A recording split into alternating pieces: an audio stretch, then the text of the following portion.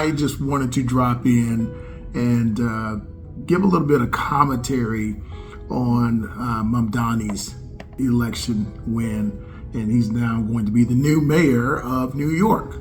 So I say New York, hey, kudos to you for being bold and jumping out there and choosing something different.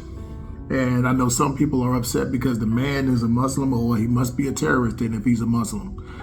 That in itself is a racist statement to make. People were saying the same thing about Catholics before, that, Catholics were in the other group.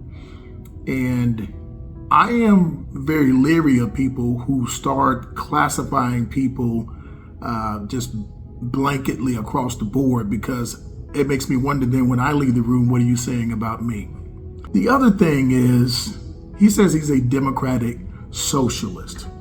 Now, most people, and I don't mean to be condescending, but most people don't even know what a socialist is, or even realize that socialism and communism are two different things. So I'm just going to focus on what socialism actually is. I'm going to read the definition to you here. And I'm going to give you some examples of socialism that you are enjoying every day.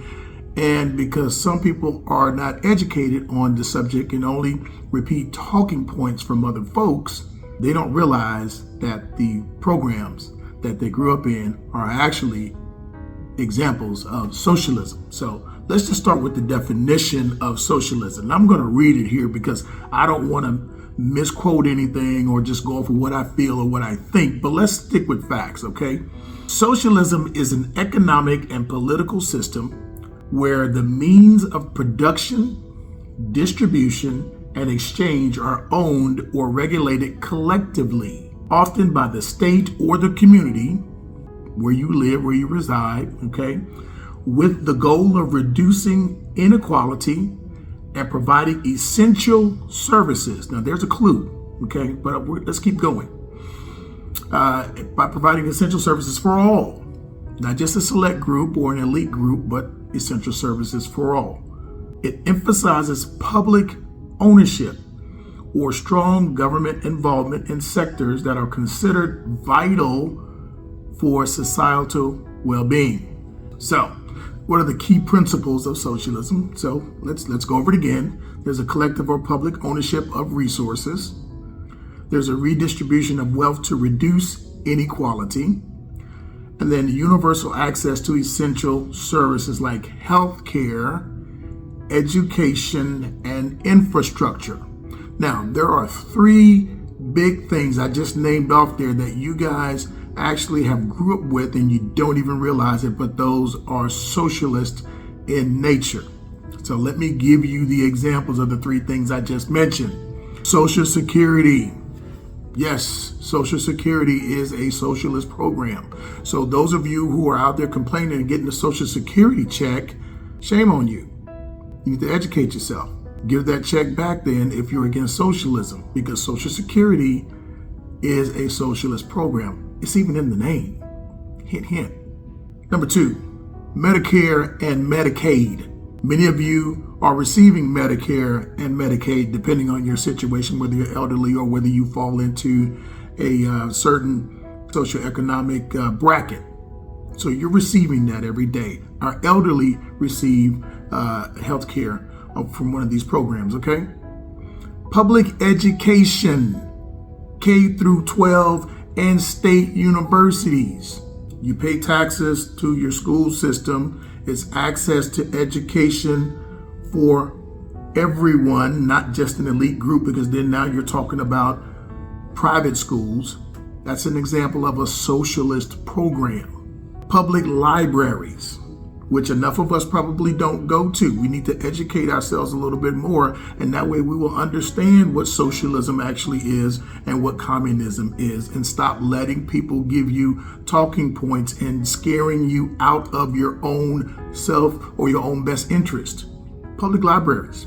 Number 5, fire department and police departments. If we privatize that, and go away from a socialist approach, well, then only those who could afford to maybe hire a fire brigade to come put the fire out their house would receive services. So this is a service that is owned by the community so that everyone can have access to it. Fire department, police department. Number 6, public infrastructure. Your roads, your bridges, your highways. That's a socialist program. You like those highways and those freeways that you drive on. Now, if only those with the money who could afford to have the nicest roads, and you go to certain communities and they have nice roads, and you may have dirt roads in your community. So don't buy into this stuff, folks. That is a socialist program. Now, this is one that actually hits near and dear for me. Veterans Affairs healthcare system. All of our veterans out there, we put our lives on the line and we go overseas, and some of us get injuries. Some of us have injuries that you can see. Some of us have injuries that you cannot see. The VA healthcare system is a socialist program, folks. So stop letting people scare you and give you all of these crazy talking points, and they give you just a little bit, and we don't go and research and we go, oh, he's a socialist and a communist. So when I hear people say socialist, communist together, I already know you don't know what you're talking about. Let's educate ourselves, okay? Stop letting people scare you. So Mamdani says he is a democratic socialist. It's probably a good thing if you actually sit down and read and educate yourself. People can't control you. People can't force you to live in fear. But anyway, that's all I wanted to share with you guys. If you don't believe me, go and look up the definition for yourself. I actually encourage you to do it. Make sure that you're well informed and don't just run with the talking points. All right, I'm going to push the button. Y'all take care and be blessed.